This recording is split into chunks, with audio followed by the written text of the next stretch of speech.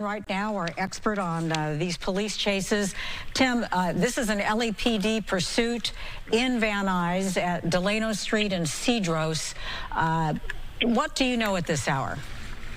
Right now, there's not much information on this that we've confirmed, but LAPD has been chasing this for quite a while and have attempted spike strips a couple times now. It does have the right or left front tire flat, and you'll see that spark every once in a while, but it's been pretty much going in circles in this area around the valley now on Van Nuys Boulevard. So LAPD, along with their helicopter, is staying with it. You can see another turn here going back, but right now they're just waiting for that tire to fail and hopefully for the car to become disabled to where the suspect won't be able to pursue anymore. But they have, like I said, attempted spike strips, and unknown if the tire is flat from that or from other sort of damage he may have done during this pursuit. Well, if there's any good news, of course, the streets here in this part of the valley, they're rather wide, so you can make a turn like he just made, even at a quick pace, and not hit a car parked on the street. What will be their number one concern at this hour at 9:15 at night? Well, right now would be pedestrians, because even though the streets are wide and he's able to make those turns, because he's circling in the same area over and over, it tends to draw people out.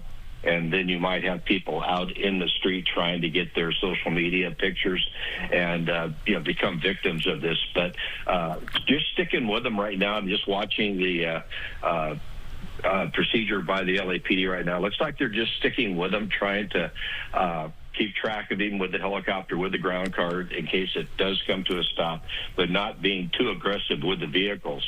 But like I said, with these turns he's doing, staying in the same general area, I'm sure they're setting up some type of plan to be able to disable the rest of the tires on this, but at the same time not being really aggressive to where they're trying to do the pit maneuver or spin him out. But these streets here can bring people out, as I said, and, you don't see that pedestrian or that person standing in the street until it's too late. But hopefully he runs out of tires, or this driver runs out of tires here shortly before anybody really gets hurt. They're now at Calvert Street and Kester. Ooh, just hit a car right there, flipped over on his side. Yeah. So it just shows you the danger, right, Tim? I mean, he wasn't going that fast. Not at all. He just moved over, just hit that car just right. It sent him up over the side, and now they're going to have to hold the positions and be very careful getting in on this, because even though he's a wanted suspect, they have to be protected getting in there. You see them making a very aggressive move. Obviously, it must be the windshield out, because that's the way he's coming out, and now taking him into custody, and now they'll call for LA Fire Department to come in and render aid if needed. We're hearing now assault with a deadly weapon suspect. So as retired law enforcement, on a scale of 1 to 10, this is a 10.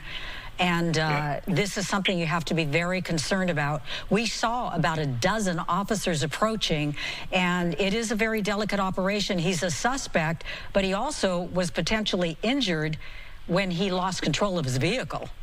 That's correct, and that's not only having to protect yourself in this situation, you also have to go up and render aid if that person is hurt.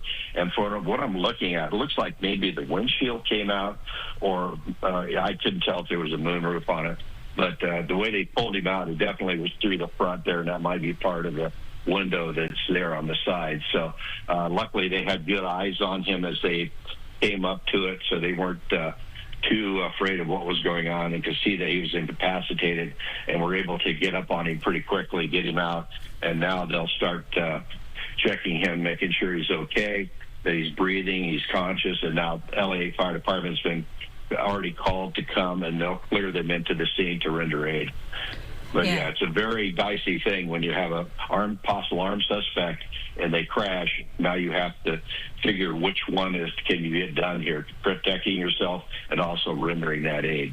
Really, they have to perform on many levels at this point. The number one priority is to keep the public at large safe, to try to take the suspect in peacefully, and also to try to prevent any kind of an accident. I don't know if we're able to re-rack that tape at all, that all of a sudden he was turning that corner. And I don't know, Tim, what would you guess his speed to have been? I would have thought maybe 35, 40. He didn't seem to be at an excessive speed. To me, it just looked like he ran up the back of that car and just got the right angle with that tire and drove up the back of that car. So I've seen that happen where they've hit parked cars, and for whatever angle they hit it, it causes it just to go straight up into the air and roll over like that. But the speed was not that high, but it was enough to roll it over. I mean, it really did just pop up over the back of that parked car and then right up the side and turn on over. Tim Lim, we thank you so much for your perspective tonight. We want to just remind our viewers, this was a suspect for an assault with a deadly weapon. It ended in the San Fernando Valley at Calvert and Cedros in Van Nuys, with the driver of that car losing control, ending up on the side of the vehicle. You see it right there, who's now receiving treatment from the officers who were in pursuit of him a short time ago.